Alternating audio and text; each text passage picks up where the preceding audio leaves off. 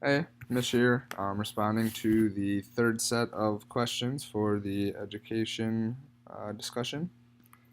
So the first question in the third set was about the PBS article online that said 40% of Americans in the workforce today have some sort of either associate or bachelor's degree.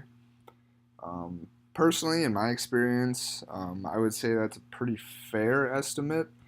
In my opinion, I believe that a lot of more 2 year associate degrees are being sought after straight after high school, either through technical schools or community colleges, instead of going straight to a 4 year university, so someone can at least get their associates. So I could believe that 40%, if it's including simple 2 year degrees, not simple, but 2 year degrees in general.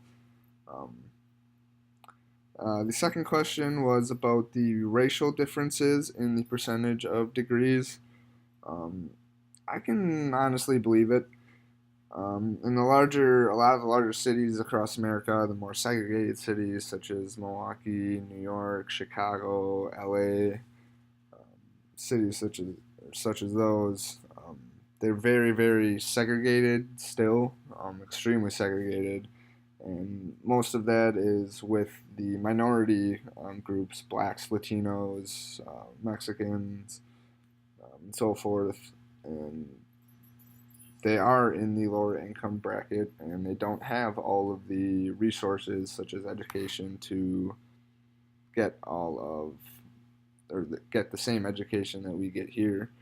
So I definitely believe that African Americans and Native Americans, Latinos have a lower degree percentage than whites. And then the last question in the set um, dealt with the non formal education experience that I have received. Um, I haven't actually had an internship here at Whitewater yet. However, in high school, we did a sort of mock internship. So it was a shortened length. It was only 3 weeks instead of, say, for a whole semester for an internship. But I did mine at Rockwell Engineering with a family friend of mine. He's a electrical engineer at Rockwell. Um, Originally, I was planning on going into engineering in high school, so that's why I did my intern or mock internship there.